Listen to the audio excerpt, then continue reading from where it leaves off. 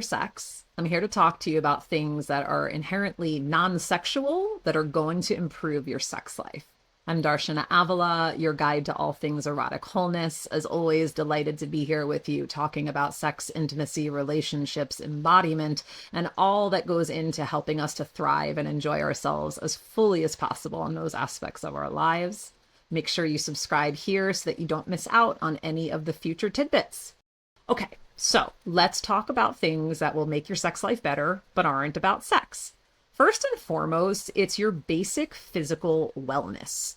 Exercise, diet, hydration, rest, all of the things that we hear about that support us to be healthy and thriving in every aspect of our lives absolutely play a role in how we show up for our sex. The more flexible and strong and the more cardiovascular capacity you have in your body, the more stamina you're going to have and the more range you're going to have for physical sexual activity. Now, this is not to say that people of different shapes, sizes, and abilities can't absolutely thrive and enjoy their sex lives. They absolutely do. I see this, I know this for myself all the time. And what matters is that we are doing everything we can to really occupy our bodies with the maximum amount of ease, give ourselves all the good nourishment that is going to help us to show up well when we want to get down. It's as simple as that. And related, but moving in a different, more specific direction, is I can't put in enough emphasis on how valuable knowing how to dance is when it comes to being a good lover. Now, I'm not saying you have to go out and become a professional ballroom dancer, not by a long shot. I'm not even suggesting that you have to learn a choreographed dance such as a tango or salsa, although you absolutely can if that sounds appealing to you. What this is more about is creating a connection to rhythm in your body. It's a form of attunement. The music, the sound comes in, your body responds, and there's motion, there's fluidity, there's a suppleness in your spine, in your hips. So having this be a practice that you take on in a non-sexual context, letting yourself move in organic ways, authentic ways, to some music that you like, to be out in nature and move your body, be with a lover, a friend, do it as a social event, whatever it might be. Exploring dance, exploring movement in a non-sexual context is absolutely going to then translate into more of that same comfort, fluidity, attunement, and resonance when it comes time for you to be sexual.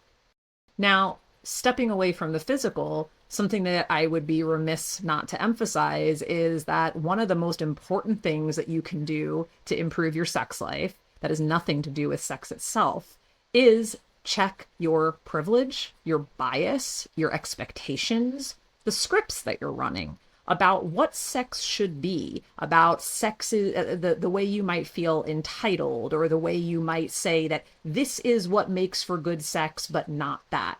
The reality is that each of us has the opportunity to define sex on our own terms and to create sexual experiences that can include a vast array of different ways of engaging.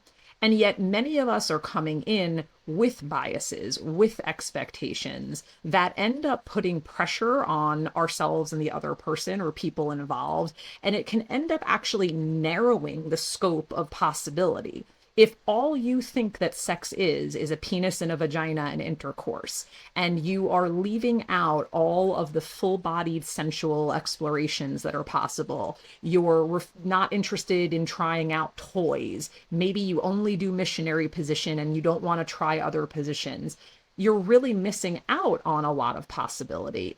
From a gender bias standpoint, if you are somebody, if you're a man, if you're a person with a penis, and the story that you tell and have been told and keep, reinforcing is that the only way that sex is satisfying is if you have your orgasm and you're not actually focusing on other people's pleasure, particularly the women that you're with, we got work to do. So look into the biases, look into the scripts, look into the expectations that you're bringing to the table, and seek out ways to educate yourself, to unlearn some of the things that might be restricting your sexual experiences, and instead replace those with a more empowering perspective for everybody involved? How can you maximize mutual enjoyment? Really be as concerned with your partner's pleasure and their experience, their sense of ease and enjoyment as your own. That is unequivocally going to make for better sex.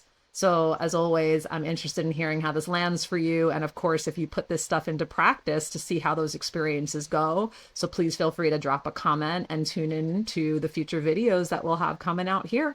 See you soon.